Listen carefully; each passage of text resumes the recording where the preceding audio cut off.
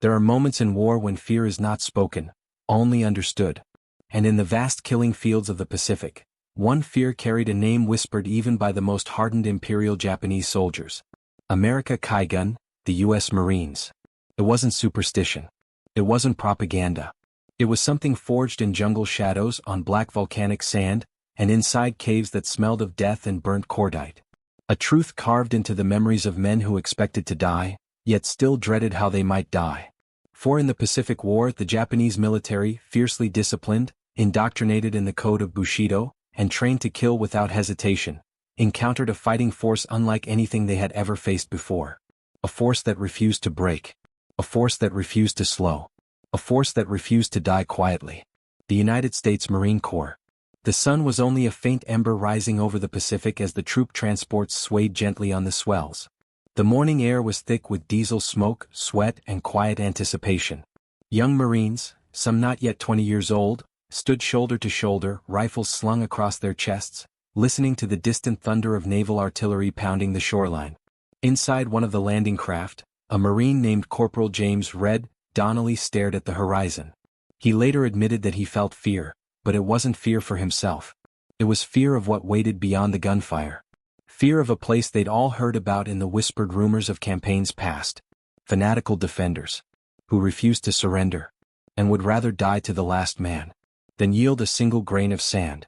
But for the Japanese soldiers hidden in camouflaged bunkers, listening to the battleships pound their coastline into dust, a different fear stirred, one they rarely admitted even among themselves. It was the fear of the moment the shelling stopped, because that meant the Marines were coming.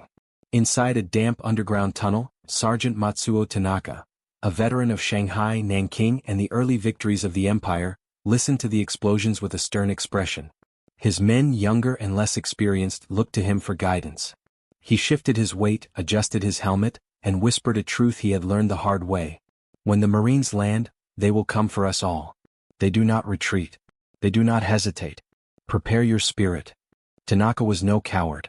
He had been raised in a culture that worshipped sacrifice, discipline, and death before dishonor.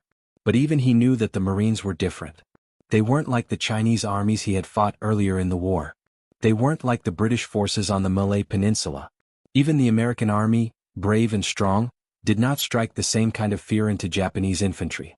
The Marines, however, they were relentless, unyielding, machine-like in their determination.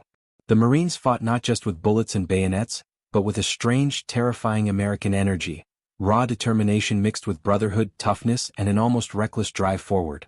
The Japanese command had learned this early in the war. On islands like Guadalcanal, the shocking truth spread rapidly among soldiers. The Marines do not stop. Even when wounded. Even when outnumbered.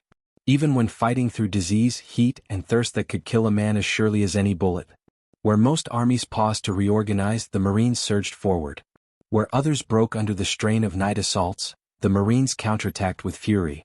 The intro of this story cannot be told without stepping briefly into the dense, mosquito-infested jungles of Guadalcanal in 1942, where the legend truly began.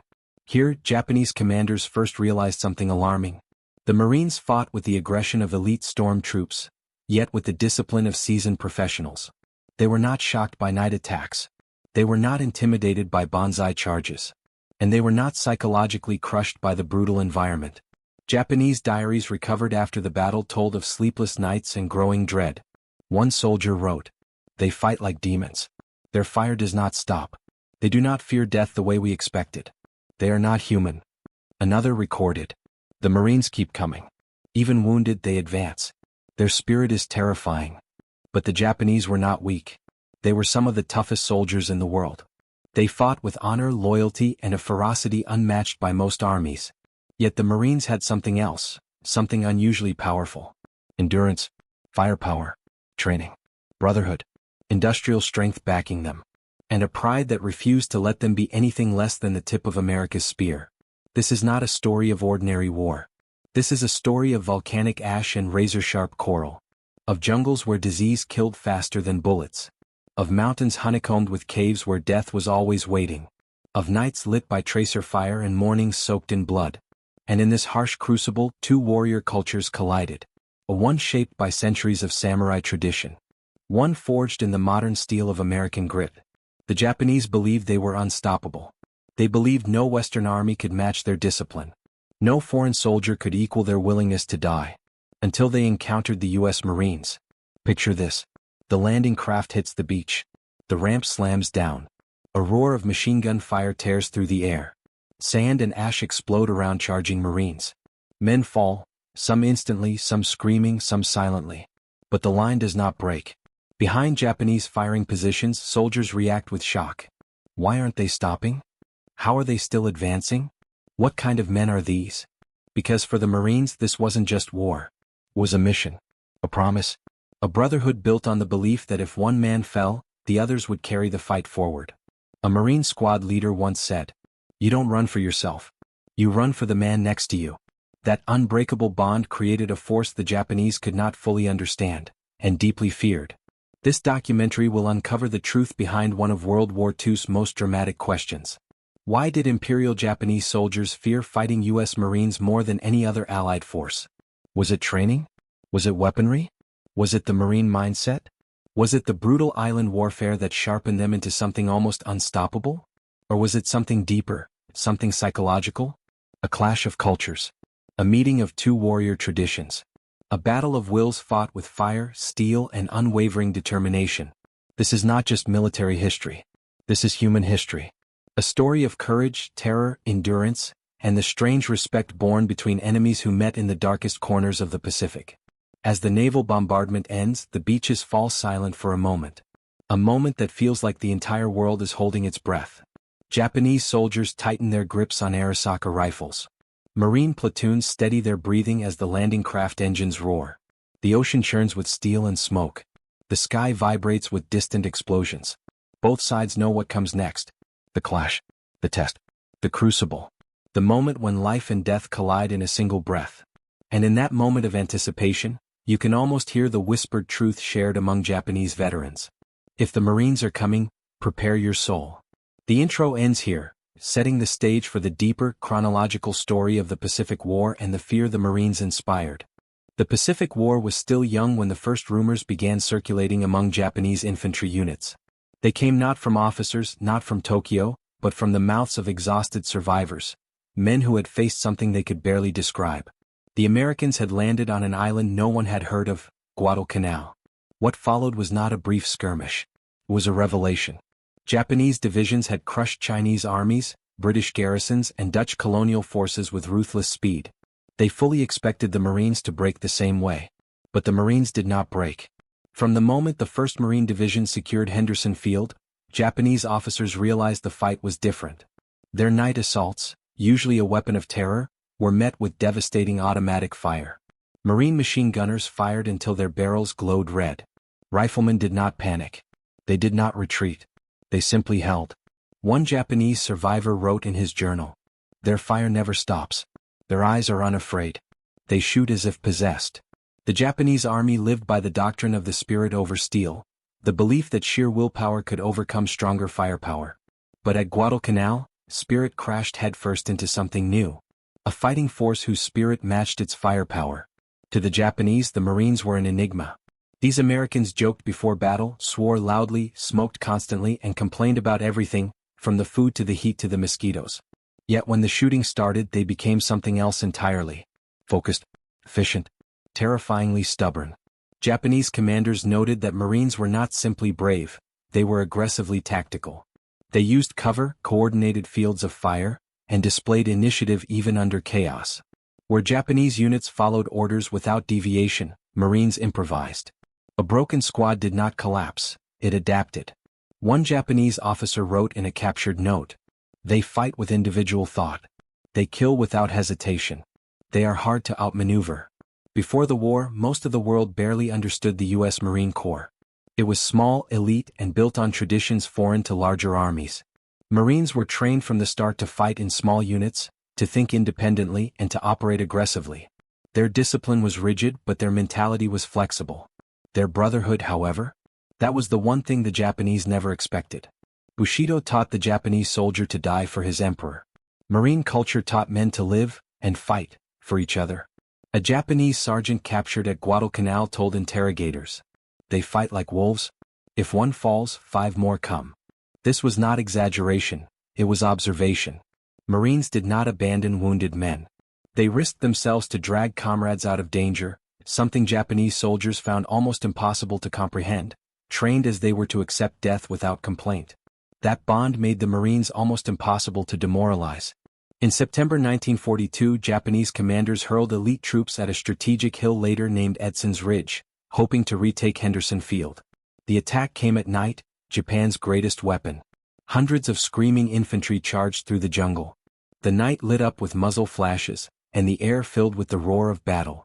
But atop the ridge stood Marine raiders and parachutists, outnumbered, exhausted, but unbroken. Wave after wave came. The Marines bent, but never broke. They counterattacked with bayonets and grenades, fighting in close quarters so chaotic that men later said they smelled the fear on their enemy's breath.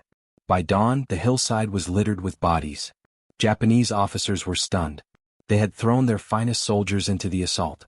The Marines had held, at terrible cost, but with unshakable resolve. A captured Japanese diary later revealed a chilling line.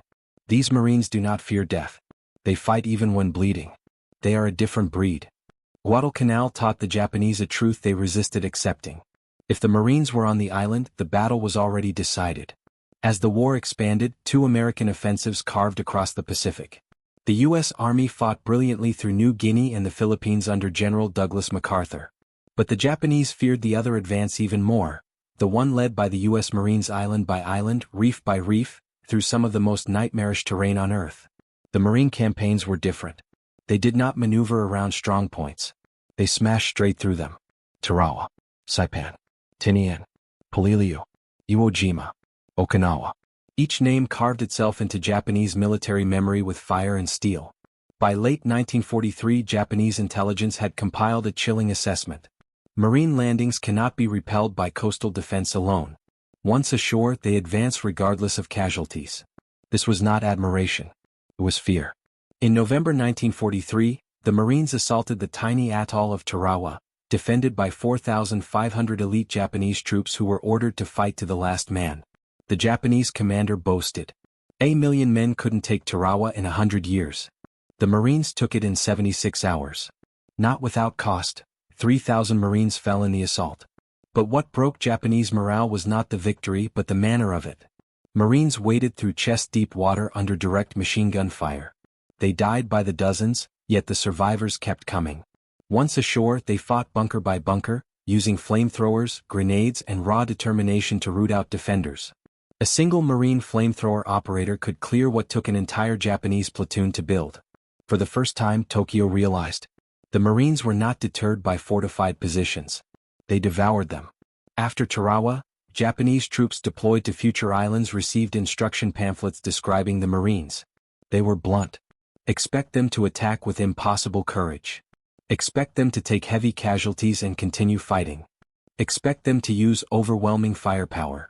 Expect them to counterattack without fear. The pamphlet concluded with a line that shocked many young recruits.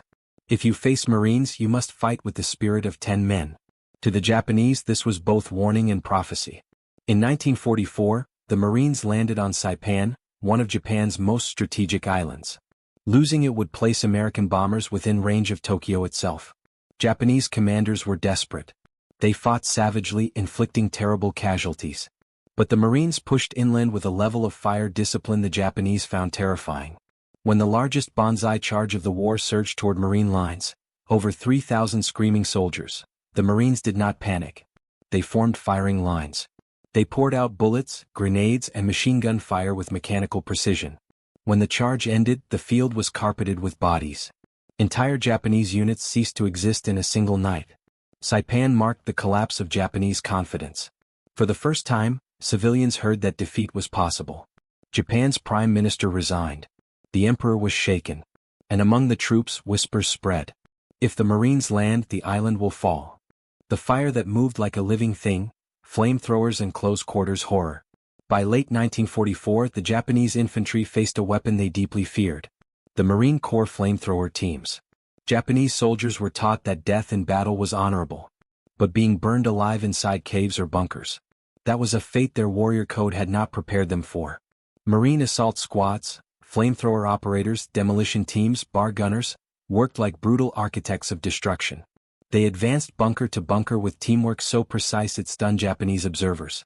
One survivor wrote in a diary, "Death was expected. But this fire, it was like the breath of hell. Marines use it without hesitation. Flamethrowers did more than destroy positions, they shattered morale. Where artillery forced men to shelter, fire forced men to run. And when they ran, Marines were waiting. The Japanese understood then. The Marines mastered the art of killing fortified defenders. The Battle of Peleliu in September 1944 was supposed to last 3 days. It lasted more than 2 months. Temperatures soared above 45 degrees Celsius. Water ran out. Marines collapsed from heatstroke. Japanese defenders, dug deep into a mountain fortress, refused to surrender. This was not a normal battle. It was endurance warfare at its most brutal. Marines assaulted cave networks with grenades, satchel charges and flamethrowers inch by inch. Every hill had to be taken twice, once from the outside, once from within. The Japanese commander on Peleliu wrote shortly before his death, "The Marines' courage is incredible. Their losses are heavy, yet their advance does not stop." Many Marines said Peleliu was the most grueling fight of their lives. Even the Japanese, masters of stubborn defense, recognized the ferocity of the Marine assault. Peleliu proved a terrifying truth. Even when conditions broke the body, the Marines will kept moving forward. By the end of 1944, Japanese intelligence compiled all battlefield reports into one assessment. The U.S. Marines were the most dangerous enemy infantry in the Pacific. The reasoning was painfully logical. Their firepower was devastating. Their training made them lethal under pressure. Their aggression overwhelmed defensive positions. Their teamwork allowed small units to outfight larger forces. Their logistical support ensured they never ran out of ammunition. Their spirit and morale could not be broken. One Japanese major summarized it bluntly. Marines attack as if no one has told them they can die. Then came the battle that carved itself into history like a wound. Iwo Jima, February 1945. To the Japanese, Iwo Jima was sacred ground, part of their home islands. Its defenders were elite, battle-hardened, and prepared to die to the last man. The Marines landed expecting resistance. They did not expect hell. As the landing craft ramps fell, Japanese artillery hidden deep inside Mount Suribachi opened fire. The beach became a killing zone. Men were torn apart. Tanks blew apart like toys. The black volcanic sand was so loose Marines couldn't dig foxholes. But they kept moving. A Japanese officer recorded, "The Marines marched through explosions. Smoke does not slow them. They do not scatter like other soldiers. It is as if they accept death and walk past it." The fight became close-quarters horror, caves, tunnels, flamethrowers, grenades, bayonet charges in darkness. Every cave system had to be cleared by hand. And yet, despite losing thousands, despite facing unimaginable defenses, the Marines took Iwo Jima. They raised the flag on Mount Suribachi, an image that became the symbol of American resolve. Of the 21,000 Japanese defenders, only about 200 were captured alive. Not because Marines refused surrender, but because almost every Japanese soldier fought to the death. A Japanese captain later said, "We expected the Marines to break. We expected them to fear us. Instead we feared them." If Iwo Jima was hell, Okinawa was an apocalypse. The Japanese threw every weapon, every soldier, every tactic into the fight. Kamikazes in the sky, ambushes on land, artillery hidden in mountain fortresses. Okinawa was the largest amphibious invasion of the Pacific.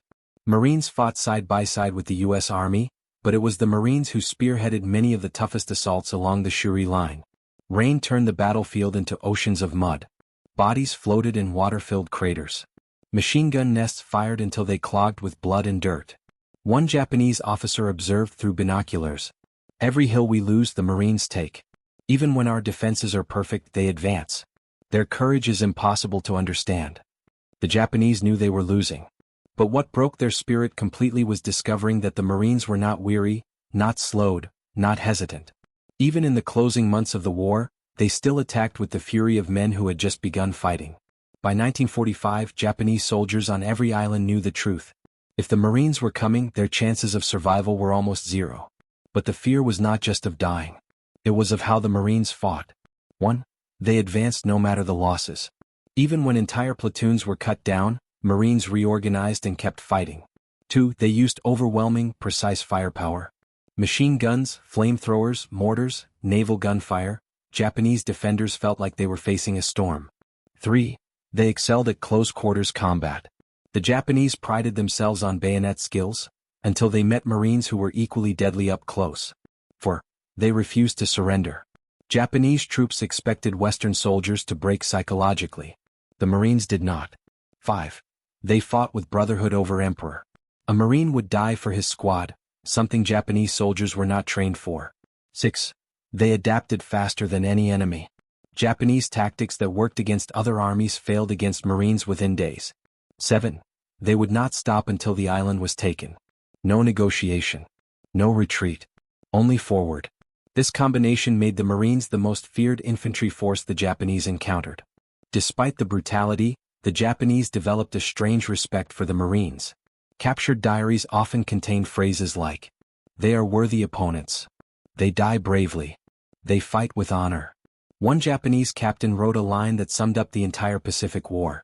"We fight for our emperor. The Marines fight for each other. That is why they always win." By summer 1945, Japan was cornered. Cities burned. The Imperial Navy was gone. Army divisions were shattered.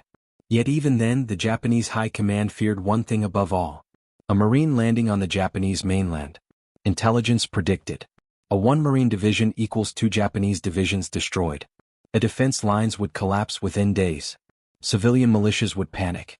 Morale would break instantly. Japan knew that if the Marines came to their shores, the war would end in fire. This fear played a major role in Japan considering surrender. The realization that the Marines would be the ones to invade. The warrior nation that once believed itself invincible now feared a single phrase: "The Marines are landing." The quiet after the storm. War always ends in silence. Not with the roar of artillery, not with the thunder of charging men, but with the soft, almost unsettling quiet that settles after the killing stops. When the smoke clears, when the last rifle is empty, when the last shout has faded into memory, only then does the true weight of the story reveal itself. The Pacific War, this savage, unforgiving clash between two warrior cultures, was no different. As the fires on islands like Iwo Jima, Saipan, Guadalcanal, and Okinawa finally cooled, the world was left with a haunting question. What made the United States Marines the one force the Japanese feared more than any other? The answer is not simple. It is not one thing. It is many things, woven together like the strands of a rope pulled taut by the hands of history. The Japanese were no strangers to war. They were fierce, disciplined, and indoctrinated in a warrior tradition that stretched back centuries. They believed no Western army could match the ferocity of a soldier raised under the Bushido Code. But during the Pacific War they encountered a force whose spirit matched their own, but whose methods were forged in a different kind of fire. The Marines did not see themselves as warriors chosen by destiny. They saw themselves as brothers, each man responsible for the man beside him. The Japanese fought for the emperor. The Marines fought for each other. That difference created a kind of strength the Japanese had never predicted. And over time, through the smoke, the blood, the fire, the night assaults, the ruined beaches, and the jungles that reeked of death, something unexpected formed. A quiet respect.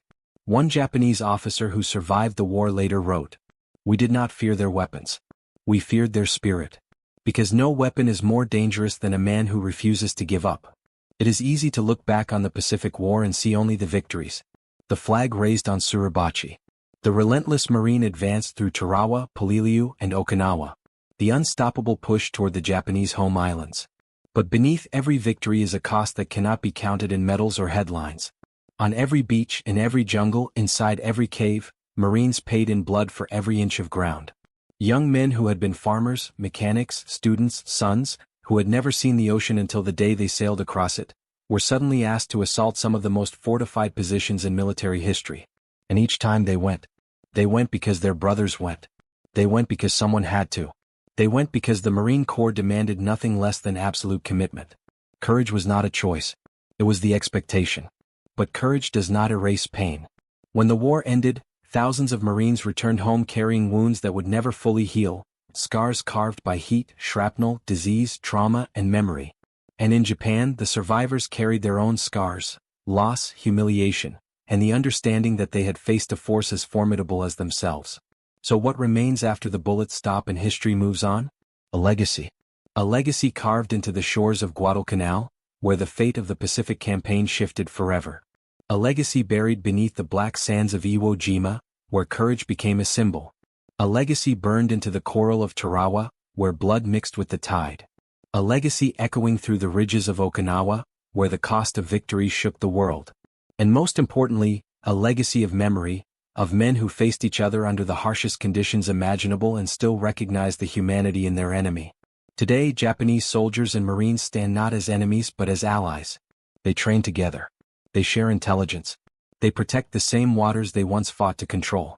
Time has transformed hatred into understanding, and understanding into respect. Ask any historian, any veteran, any man who has studied the Pacific War deeply, and they will tell you this. The Japanese did not fear the Marines because they were stronger. They feared them because the Marines were unbreakable. No matter the losses, no matter the conditions, no matter the odds, they advanced, they attacked, they endured, they held the line, they protected each other.